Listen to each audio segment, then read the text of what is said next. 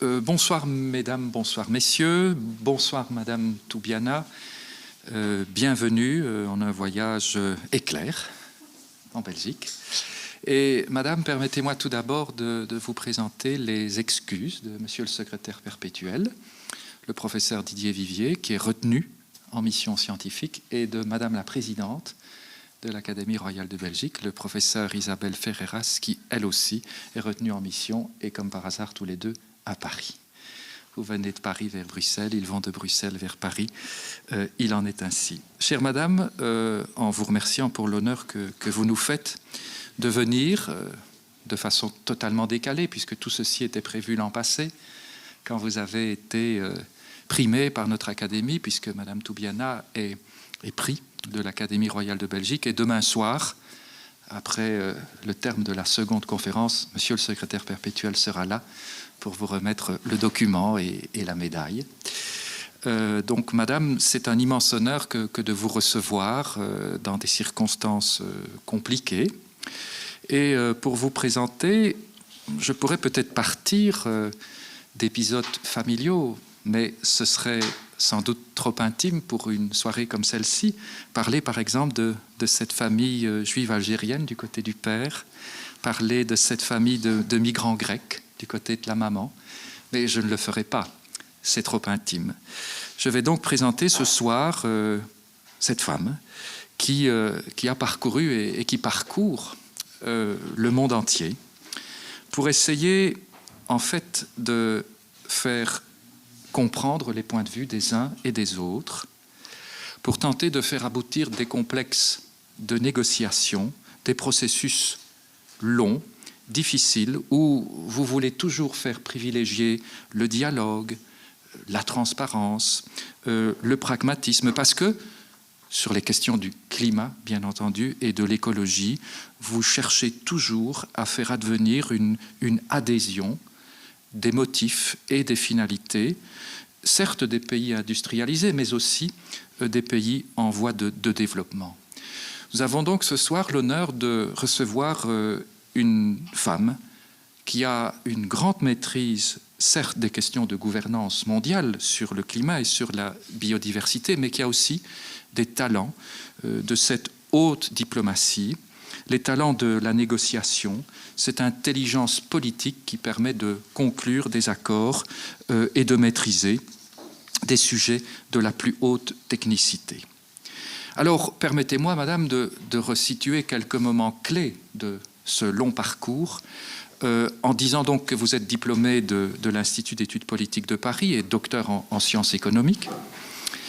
Vous commencez dans les années 97 à 2002 comme chargé de mission sur les questions d'environnement mondial, et vous êtes une conseillère auprès du Premier ministre Lionel Jospin, où vous avez aussi une part importante comme conseiller scientifique et comme membre du Conseil d'analyse économique, toujours auprès du Premier ministre.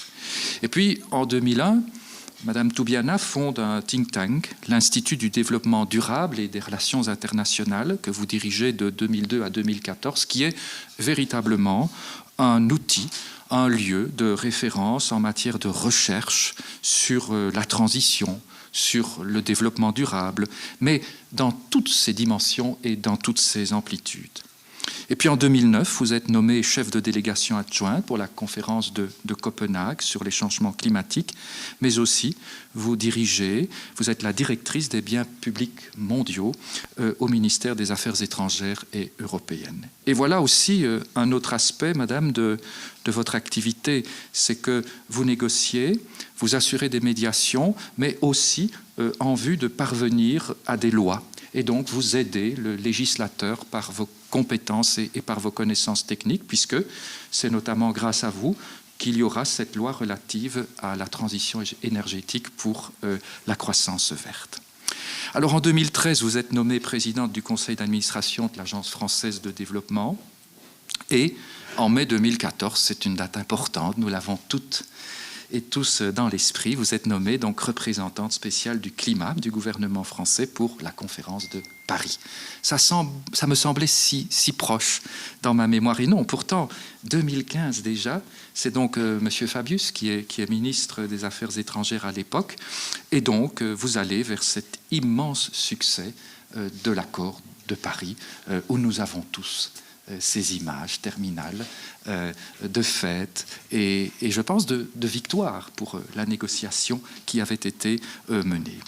Mais avec tout ça, la conférencière de ce soir est aussi professeure et je pourrais parler de vos engagements à l'Université de Columbia ou encore le docteur honoris causa que vous avez reçu tout récemment au mois de février dans ma propre université, l'Université de Louvain. Et enfin, plus récemment, en novembre 2018, le président Macron annonce la création du Haut Conseil pour le climat au sein duquel, bien entendu, vous siégez. Et je crois aussi, madame, qu'après le sommet de la COP21, on peut dire que vous avez encore une fois joué un rôle fondamental. Alors le climat, c'est cela qui va occuper la conférence de ce soir et puis celle de demain à 17h, toujours dans ce même endroit. C'est au fond une vieille histoire, une très vieille histoire. Avant, on en avait une approche religieuse et parfois même mystique. Il était fréquent de prier pour le beau temps, pour la pluie, et peut-être même aussi parfois d'organiser des processions, les fameuses processions que peut-être certains d'entre vous ont encore connues, les fameuses processions d'érogation. Et donc cela fait longtemps que les historiens s'intéressent à la question du climat. Et chose intéressante, je pense par exemple aux travaux du professeur Emmanuel Leroy-Ladurie du Collège de France, un des historiens importants du climat. Et c'est vrai que les historiens travaillaient sur des indicateurs précis. Le vin, figurez-vous, les dates des vendanges, et puis la récolte du blé, et aussi l'évolution des glaciers qu'ils regardaient avec les outils qui étaient les leurs. Et donc, à la fin du XVIe siècle et au début du XVIIe siècle, ce sont des enquêtes scientifiques qui sont menées, mais qui n'empêchent pas non plus des débordements. On rappellera que même encore à cette époque en Allemagne, des sorcières ont été, enfin des femmes dites sorcières ont été brûlées suite à des vendanges qui avaient subi les effrois du gel. Mais en tout cas, les débuts de cette approche rationnelle, vous le voyez, sont donc liés à des considérations qui touchent à la vie des humains. Les vendanges, le blé et le vin. Et d'ailleurs, c'est depuis le XVIe siècle déjà qu'existent des journaux météorologiques. C'est donc dire que cette notion du climat est fondamentale pour les humains et que, bien sûr, l'approche scientifique va prendre de plus en plus de l'amplitude, puisque, je nous le rappelle, c'est en 1659 que l'on voit apparaître la première série thermométrique complète sur les 12 mois de l'année. Nous sommes donc à la toute fin du XVIIe siècle et c'est quelques années après que la procédure va s'amplifier en France. Mais aujourd'hui, le climat, ce n'est plus qu'une question de vendange, de blé, peut-être de prière ou d'incantation, de regard porté sur nos glaciers. Ce sont aussi les problématiques auxquelles nous sommes confrontés au jour le jour, que nous voyons arriver dans nos pays. Nous avons connu dans ce pays des inondations d'une extrême gravité, et sur lequel d'ailleurs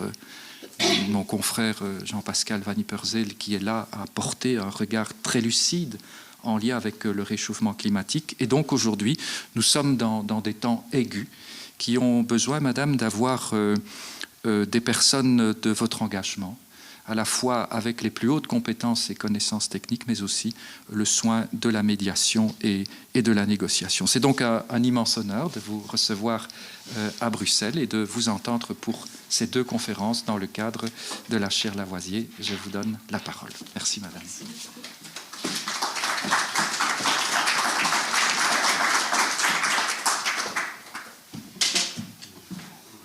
Oui, merci, c'est un peu haut.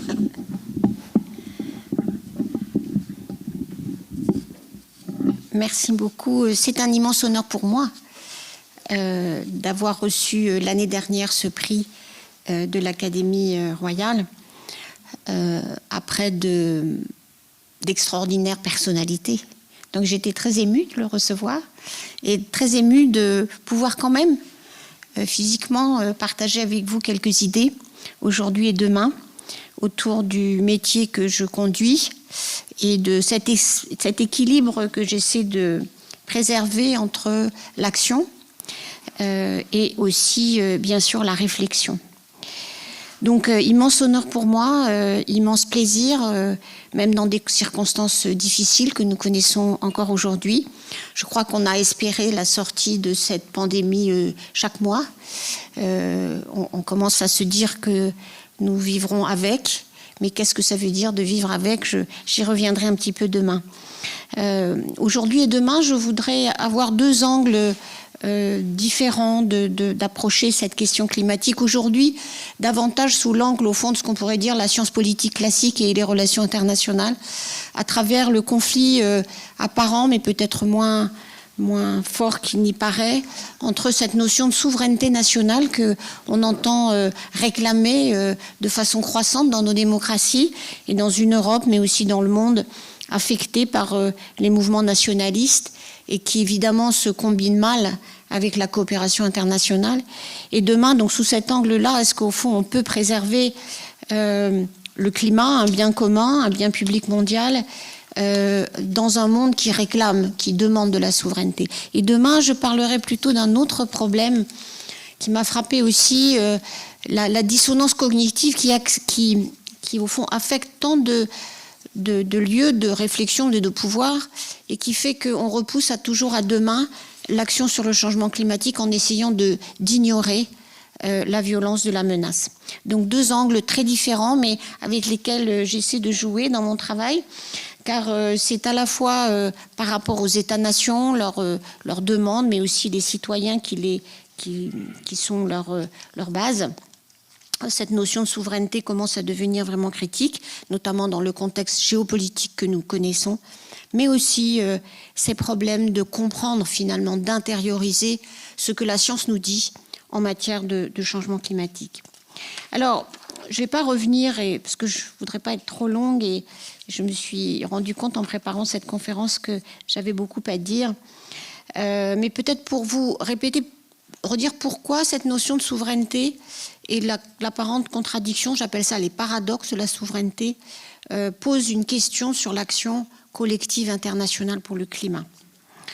Et c'est en fonction de cette réflexion que j'ai construit l'architecture de l'accord de Paris, en réfléchissant sur le fait que nous essayions de construire un accord légal international, mais qu'en même temps, si on n'avait pas la protection de la souveraineté nationale, on allait, au fond, rendre impossible l'accord sur un système légal international. Donc il y avait cette tension entre qu'est-ce qu'on pouvait faire ensemble, on pouvait se mettre ensemble d'accord sur un traité, donc un traité avec sa force dans le droit international, et en même temps rendre compte du fait de ces demandes de souveraineté qui étaient d'ailleurs en particulier dans la négociation échouée de Copenhague en 2009, l'une des revendications les plus fortes, notamment des pays émergents. Je dis souvent qu'à Copenhague, on a vu le vieux monde disparaître, ou en tout cas la fin de ce vieux monde, avec une hégémonie de la grande puissance américaine impuissante à conduire et à rassembler, et que la demande de souveraineté, d'indépendance, de leadership partagé des pays émergents ont fabriqué, en particulier l'échec de Copenhague. Donc c'est à partir de cette réflexion que j'ai réfléchi sur, au fond, comment est-ce qu'on pouvait bâtir un système qui fasse l'équilibre entre les deux. Et cet accord de Paris, en fait, reflète cet équilibre. D'une part parce que, au fond, on a séparé ça en plusieurs éléments.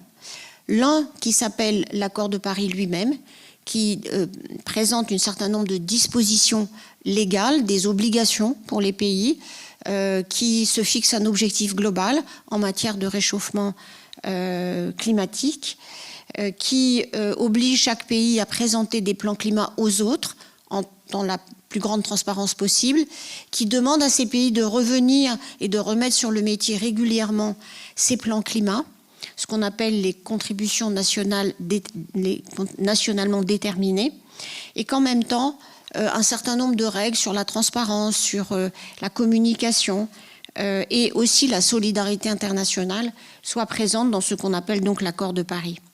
Et donc, deux manières de traiter cette question de la souveraineté. D'une part, un accord qui prévoit en fait des règles de conduite, mais en contrepartie, l'idée que les plans climat étaient du domaine de la souveraineté nationale, qu'on avait un accord au fond sur les processus et que nous avions un autre pilier de cet ensemble de Paris qui était cette décision unilatérale, volontaire des pays de présenter leur plan climat avec la condition qu'effectivement il fallait qu'ils les améliorent de façon constante. Et donc là, le caractère contraignant de l'accord de Paris du point de vue international, c'est les règles auxquelles les pays et bien sûr la poursuite de l'objectif de réchauffement climatique et d'une certaine manière de réduction des émissions, y compris d'ailleurs l'impact sur la finance internationale. Et d'un autre côté, le caractère contraignant des plans climat, lui, se ramène au droit national et la transcription dans le droit national des engagements des pays eux-mêmes. Et donc deux types de souveraineté, l'une déléguant au plan international la question de ces règles, l'autre ramenant au niveau national, dans le droit national, et donc conservant le cadre de l'État-nation pour définir les contraintes, enfin en tout cas les contraintes que les pays se donnaient eux-mêmes. Et cet aspect est très important, il est ramené en permanence. Aujourd'hui, on l'a vu lorsque de grandes pressions ont été exercées sur le gouvernement chinois pour qu'il vienne avec un plan climat plus ambitieux en 2030. Nous avons tous entendu la réponse, c'est la Chine pour son propre intérêt, indépendamment de la pression internationale, qui déterminera son plan climat et jamais en aucune manière la pression internationale. Et alors, je ne veux pas aller beaucoup plus loin sur juste la connexion et cette conférence, je l'ai rédigée, donc je serais évidemment ravie si elle pouvait être distribuée. Mais je veux dire par là que ce qu'on a vu, en fait, cette souveraineté, elle a l'air intangible. En réalité, elle est extraordinairement contestée par beaucoup d'éléments qui tiennent à l'organisation du monde. Et en même temps, elle est contestée, y compris dans le domaine politique. Je prends juste cet exemple avant de partir sur un plan plus théorique. On l'a vu lorsque Donald Trump a décidé de sortir de l'accord de Paris, donc en 2017.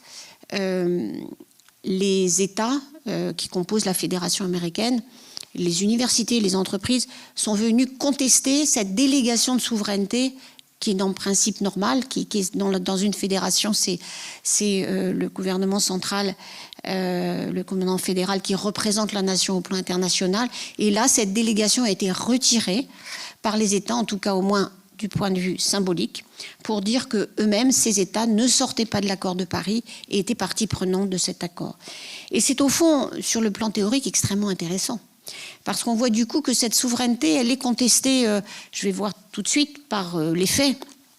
La capacité des États de contrôler beaucoup de flux qui traversent les États-nations, mais aussi par les contestations régulières et répétées, par exemple des niveaux sous-nationaux, mais on pourra en trouver évidemment d'autres exemples. Alors, je ne vais pas être trop scolaire sur le rappel de cette notion de souveraineté. Jean Bodin, dans les 6 livres de la République, disait dans une formule, la souveraineté est la puissance absolue et perpétuelle d'une république, c'est son être.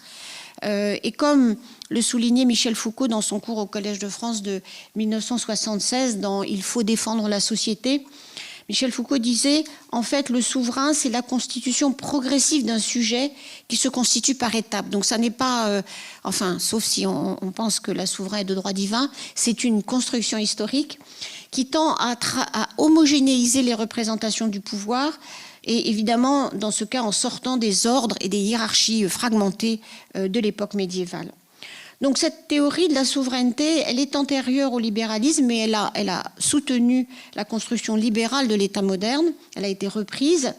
Et évidemment, avec l'idée qui a été renforcée par la paix de Westphalie en 1648, où cette idée de disons, d'assimilation dans le système dit de l'ordre westphalien entre l'État-nation et le souverain. Alors, bien sûr, c'est un modèle théorique, beaucoup plus que réel, mais c'est un moment particulier de l'histoire où se confondent l'idée de nation et l'idée d'État, qui est encore celle avec laquelle nous vivons aujourd'hui. Malgré, évidemment, les efforts, je pense à notre belle idée européenne d'essayer de dépasser cette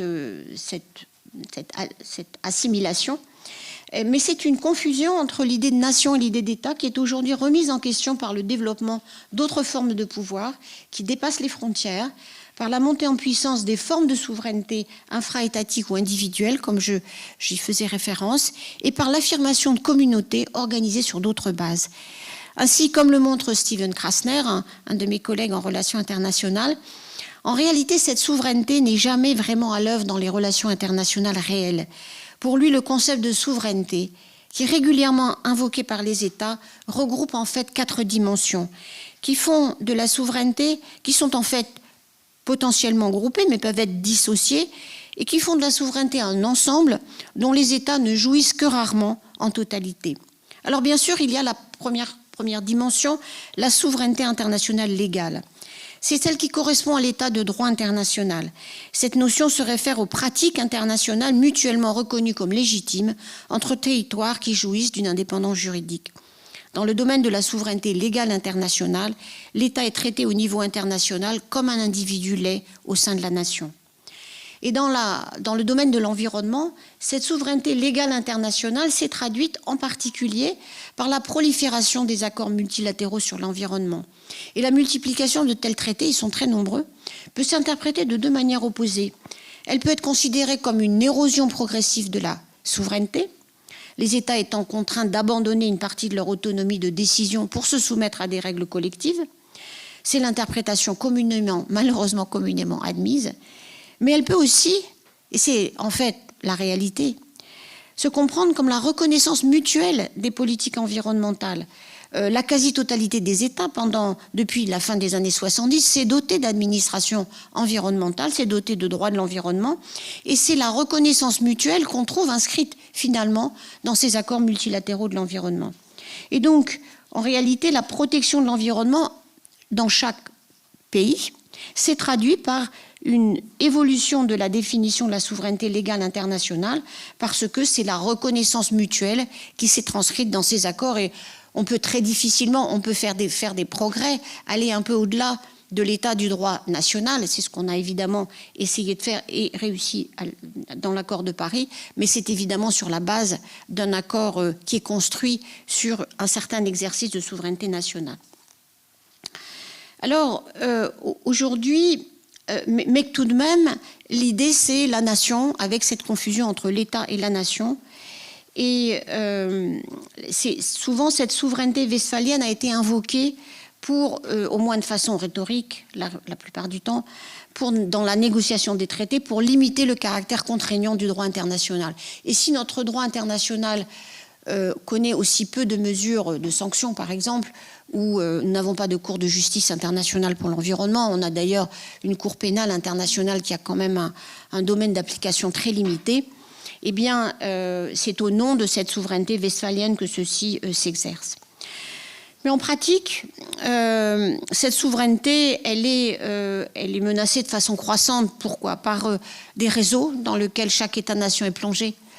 Je pense à un magnifique exemple de ce réseau, le groupe intergouvernemental d'études sur le climat, certes représenté, chaque pays est représenté par ses scientifiques, mais la communauté de réflexion, de partage des données, des travaux scientifiques, c'est un réseau qui est au-delà des frontières. Et même s'il y a d'intenses négociations au moment de la publication du résumé destiné aux décideurs, on voit bien que ce réseau du GIEC, auquel Jean-Pascal appartient de façon particulièrement brillante, est un réseau qui défie les conceptions étroites de cette souveraineté westphalienne. Et puis il y a beaucoup d'intérêts qui sont organisés au plan international et qui défient aussi cette notion d'État-nation. Je pense par exemple au réseau des intérêts organisés. Réfléchissons au réseau dense des grandes entreprises du secteur pétrolier et gazier, par exemple, dans un autre ordre de questions qui, eux, aussi pèsent sur les décisions apparemment souveraines des États-nations. Et on pourrait évidemment prolonger la liste. Mais les communautés épistémiques, on les a souvent nommées comme ça, sont un exemple très intéressant du fait que des experts, en travaillant ensemble, au fond, remettent en question une vision étroite de cette souveraineté westphalienne. Alors, il y a deux autres dimensions, pardon. La souveraineté domestique, au fond, est-ce qu'un État est capable d'exercer quelque chose au sein de ses frontières, d'exercer de la politique publique au sein de ses frontières? Elle est paradoxalement nécessaire, cette souveraineté, à l'application des traités environnementaux. Je disais tout de suite, l'accord de Paris n'existe dans sa forme d'implication des politiques nationales que si un État est capable de mettre dans sa loi et d'appliquer les engagements qu'il a pris au plan international. Et donc, l'importance de la souveraineté domestique, la capacité d'un État à vraiment développer, déployer ses politiques publiques, les faire appliquer dans un régime qui, lui, du coup, jouit d'une palette d'outils qui est beaucoup plus large, évidemment, que le droit international. Cette souveraineté domestique, c'est une dimension fondamentale de l'application des politiques environnementales et notamment dans le domaine du climat. Et puis, il y a une souveraineté de l'interdépendance. C'est-à-dire, au fond, qu'est-ce que les États-nations, toujours eux, peuvent faire du point de vue du contrôle des flux qui traversent les frontières étatiques, les flux d'informations, de pollution, de biens et de services, de capital et de personnes. C'est cette composante de la souveraineté qui est la plus battue en brèche par les problèmes environnementaux. En effet, les flux de ressources de la biodiversité, je peux penser par exemple aux migrations d'organismes vivants, on en a un exemplaire particulièrement prégnant depuis plus de 2 ans maintenant, les déplacements des pollutions chimiques, rappelons-nous des cas fameux des pluies acides venant des émissions des centrales à charbon d'Angleterre vers la Suède et vers l'Allemagne. Le changement climatique, qui évidemment ne respecte pas les frontières, même si certains pays voudraient essayer de l'ignorer. Dégradation de la couche d'ozone, il y a évidemment plein d'exemples. On peut parler aussi de la dégradation des écosystèmes marins. Tout ça met en échec l'exercice de la souveraineté des interdépendances. On verra demain que c'est quand même quelque chose qui est difficile finalement à intégrer dans les politiques publiques, malheureusement. Donc les moyens de contrôle de l'État sur l'environnement sont encore beaucoup plus faibles que sur les flux financiers ou même, malheureusement d'ailleurs, que sur les migrations humaines. Donc il va de soi que peu d'États peuvent se prévaloir de ces 4 souverainetés. Et en plus, on a un grand nombre, dans le monde entier, d'États en faillite, d'États qui sont faibles du point de vue de leur capacité administrative ou économique, parfois qui ont peu de légitimité interne, qui ont dû faire des compromis structurels liés à la globalisation, ou autrefois la mise sous tutelle coloniale qui est parfois revisitée avec d'autres façons. Donc Steven Krasner, mon collègue, dit en fait c'est une hypocrisie organisée. Et je trouve que c'est très important parce que dans le domaine de ce débat international, quand on revendique cette souveraineté, en réalité, c'est largement plus rhétorique que réel. Et il y a cette hypocrisie organisée qui permet à chacun de sauver la face, ou même d'utiliser évidemment des moyens de contrainte importants, mais en général, et pour l'essentiel sur sa population ou ses voisins, bien davantage que pour contrôler ces flux qui, en réalité, sont les contestataires les plus importants de cette souveraineté nationale. Donc paradoxalement, les États réitèrent leur référence à la souveraineté. Et je peux vous dire, encore une fois, d'ailleurs, on l'a vu à Glasgow, à la COP26, tandis que la réalité ne cesse de démontrer que le contrôle, en théorie exclusif du territoire et des populations, est sans cesse défaillant.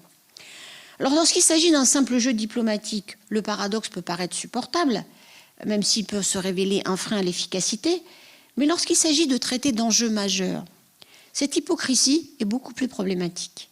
La discussion sur le droit d'ingérence, on l'a vu dans les situations de crise humanitaire, reflète la difficulté de se satisfaire à l'échelle internationale de cette hypocrisie, mais dans le cas des enjeux environnementaux, il en va de même.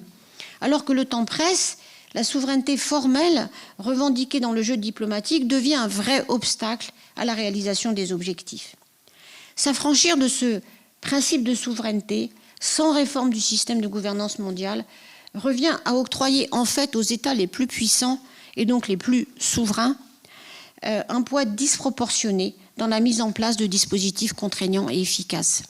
Pensons juste un moment à ce que l'Europe est aujourd'hui en train de préparer, avec de bonnes raisons, cet mécanisme d'ajustement aux frontières pour faire respecter la politique climatique à l'intérieur de l'Union, qui évidemment pour l'instant est bien plus ambitieuse que sur d'autres territoires, et qui impose aux acteurs économiques, imposera aux acteurs économiques européens des coûts additionnels par rapport à l'évolution pratique du marché international et de politique climatique dans d'autres régions. Donc, au fond, nous allons imposer, évidemment, ça sera objet évidemment de négociations et de discussions, mais nous allons imposer parce que nous sommes plus puissants, parce que notre marché intérieur est le plus important au plan mondial. Nous ressemblons le plus de consommateurs riches au plan mondial même par rapport à la Chine ou aux États-Unis. Et donc nous avons un pouvoir d'imposition sur les autres qui est extraordinairement grand. De même, l'influence des politiques publiques, on l'a vu sur le développement des énergies renouvelables en Europe, et à juste titre, ça a eu un impact considérable sur d'autres régions du monde, en particulier sur le développement de ces technologies, en particulier de l'éolien et du solaire. Donc, de fait, ne pas avoir un système de gouvernance qui permette de dépasser cette hypocrisie revient effectivement, et on l'a vu dans les dernières heures de la conférence de Glasgow, à donner un rôle prépondérant aux très grandes puissances, notamment aux États-Unis et à la Chine, avec une intervention indienne de dernière minute, mais en tout cas qui montre, alors qu'on le sait, il nous faut l'action collective de tous les pays, mais du coup il y a un problème d'équité dans la construction de ce système de gouvernance mondiale. Donc il faut regarder de plus près ce que recouvre cette opposition entre enjeux collectifs environnementaux et principes de souveraineté aujourd'hui. Alors est-ce qu'au fond c'est incompatible, la souveraineté avec la gouvernance de l'environnement? Est-ce que c'est un outil de résolution et d'accord collectif? C'est ce que j'ai essayé de mettre en place avec l'accord de Paris, ou plutôt un reflet des désaccords collectifs? Et selon qu'on soit dans une humeur positive ou négative, qu'on voit les progrès ou qu'au contraire on voit les reculs, on peut évidemment avoir deux visions de cette idée. Alors, la croissance des interdépendances écologiques entre nations, c'est un coin enfoncé dans la souveraineté nationale. En tout cas, on peut le regarder comme ça. On peut dire c'est l'érosion de la souveraineté. Je suis fascinée de voir dans la campagne électorale qui s'est ouverte déjà en France pour les élections présidentielles combien cette notion de souveraineté et de contrôle des frontières comment dirais-je, alors là c'est vraiment de l'hypocrisie organisée, on fait comme si on pouvait contrôler tous ces éléments. Que le climat, c'était, je me souviens d'ailleurs d'une autre réflexion, non pas en France, c'est pas encore arrivé, mais je pense que malheureusement ça peut l'être. Un ministre de l'Environnement d'un grand pays d'Amérique du Sud disant c'est une invention des progressistes de la gauche brésilienne, le climat, le changement climatique. Donc on peut avoir ça, on peut avoir cette hypocrisie organisée qui devient évidemment dangereuse parce qu'elle ignore ce qui est en train de se passer. Mais en même temps, les États, alors c'est vrai, on peut dire que les États contrôlent encore moins leurs frontières dans le domaine environnemental. Et donc les États souverains qui résistent à entrer dans la logique de l'action collective, ils se mettent en fait en danger, et ils mettent en danger en réalité leur souveraineté nationale. Le changement climatique est le meilleur exemple. Si nous ne luttons pas tous ensemble dans le cadre d'une action collective, eh bien, on a des conséquences, y compris sur la définition des territoires. Pensons à l'accroissement du niveau de la mer, qui va faire disparaître, on le sait, si on n'est pas beaucoup plus actif, beaucoup de territoires en Europe, mais aussi dans d'autres régions du monde. Donc, problème de cette hypocrisie qui s'empêche de voir que cette notion de fusion entre l'État et le territoire, l'État et la nation, on le voit, les petites îles sont venues, encore une fois, à la COP26 dire « vous êtes en train de décider de notre disparition ». Et donc, cette hypocrisie, elle est évidemment très largement dans les mains des plus grands pays, même si ces très grands pays devraient reconnaître qu'en réalité, ne pas reconnaître leur interdépendance de façon vraiment prioritaire les met eux-mêmes en danger. En tout cas, c'est ce que un certain nombre d'entre nous évidemment essayent d'expliquer aux deux grands émetteurs mondiaux que sont les Américains et la Chine. Alors, le réchauffement, on le voit, entraîne avec lui un déplacement sur de très grandes distances des espèces végétales et animales. Des réactions en chaîne comme la fonte des glaciers, la destruction d'écosystèmes qui dépendent de ces stocks d'eau, les déplacements de population, les crises politiques, les grandes pandémies, on va le voir. Donc on voit comment ces grands événements liés au changement climatique de près ou de loin vont rendre cette hypocrisie particulièrement, je dirais, inefficace. Donc, comme la représentation du risque climatique est le produit des analyses et des actions d'une communauté scientifique largement transnationale, qui est relayée par un réseau d'influence, heureusement, qui soutiennent ces points de vue au niveau global, d'acteurs économiques, de collectivités locales, c'est la nature globale du réseau et la façon dont les acteurs interagissent entre eux qui sont importantes et qui en font sa force. Donc au fond, on voit bien que, y compris les modalités de lutte contre le changement climatique, interfèrent aussi avec les attributs de la souveraineté. Réduire les émissions de gaz à effet de serre, capturer le carbone dans le sol, dans la végétation ou les océans, sont les seules actions possibles si on ne croit pas réalise l'option de géo-ingénierie du climat qui, évidemment, est source de bien des inquiétudes. Donc au fond, on doit intervenir sur tous ces domaines. Ils sont très longs, je ne vais pas vous les citer, mais vous les connaissez, l'énergie, le transport, l'habitat, l'agriculture, mais au sein de politiques qui sont au cœur du pouvoir de l'État. Et donc, on peut voir d'ailleurs je trouve, l'extraordinaire progrès que constitue le pacte vert européen qui essaye de traiter de front cette transformation majeure que nous devons mettre en place. Donc, par ailleurs, j'ai au fond dit comment cette réaffirmation de la souveraineté nationale par rapport à une menace globale. Alors, il y a plusieurs exemples qu'on pourrait prendre, notamment dans le domaine de la santé, mais restons sur le climat.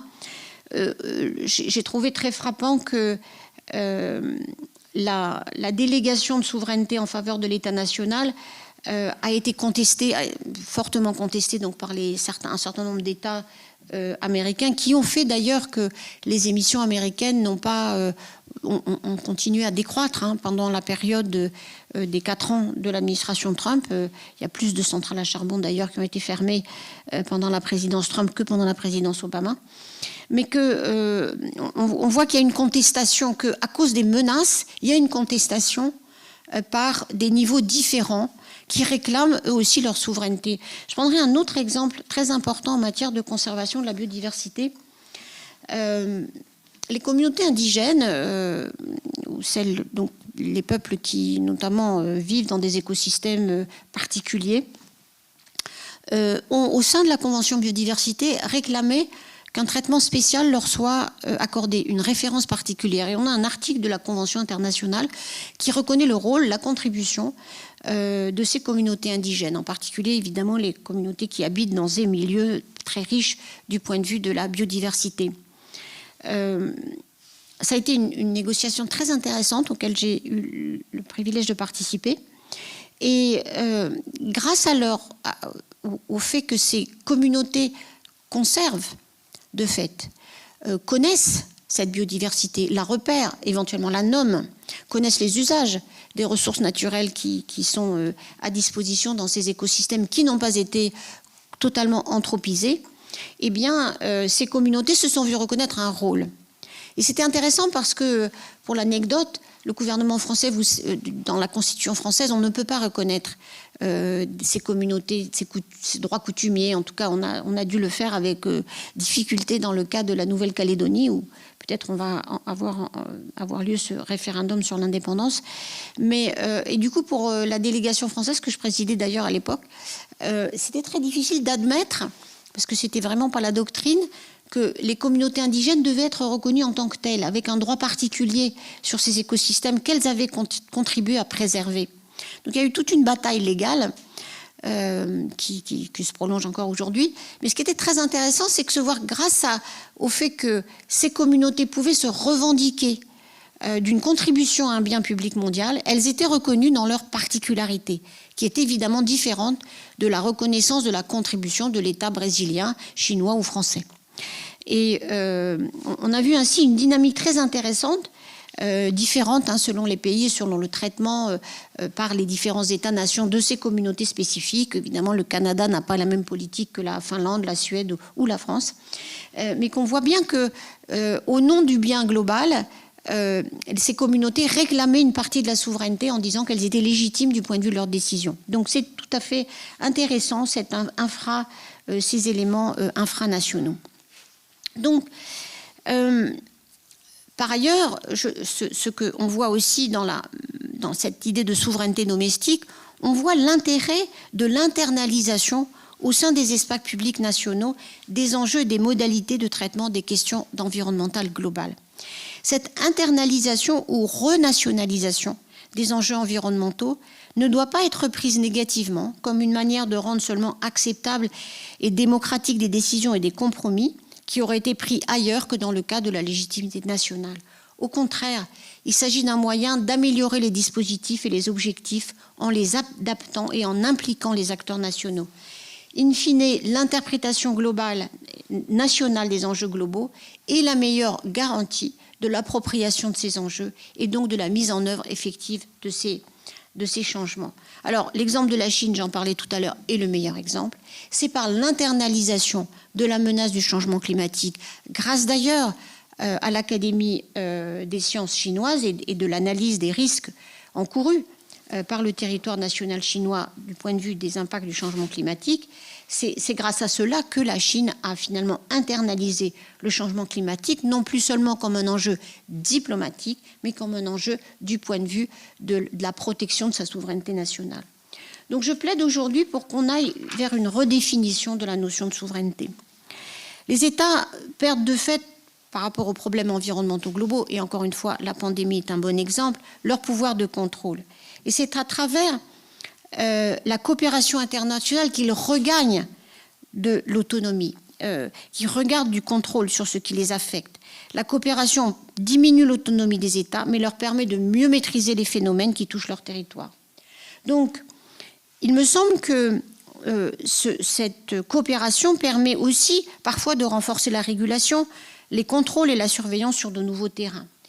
Donc, au fond, rendre plus légitimes ces régimes environnementaux internationaux qui intégreraient de plus en plus la surveillance des actions et des politiques des pays comme un moyen d'assurer leur convergence permet en fait une protection accrue de cette souveraineté nationale. Donc c'est un paradoxe, mais c'est un paradoxe dont il faut discuter et réfléchir. Donc je ne veux pas être trop longue et on aura, j'espère, un petit temps d'échange. Je voulais plaider donc du coup pour montrer que, en réalité, dans le monde auquel nous appartenons, on voit bien qu'il y a des grands éléments de divergence, mais il y a des grands éléments de convergence aussi des politiques publiques. Et que c'est à travers la discussion et la négociation de ces politiques domestiques, de cette souveraineté domestique, qu'on peut assurer finalement le meilleur contrôle par nos communautés nationales. Et j'irai un peu plus loin. On a besoin de légitimité pour ces politiques domestiques et pour qu'elles soient efficaces.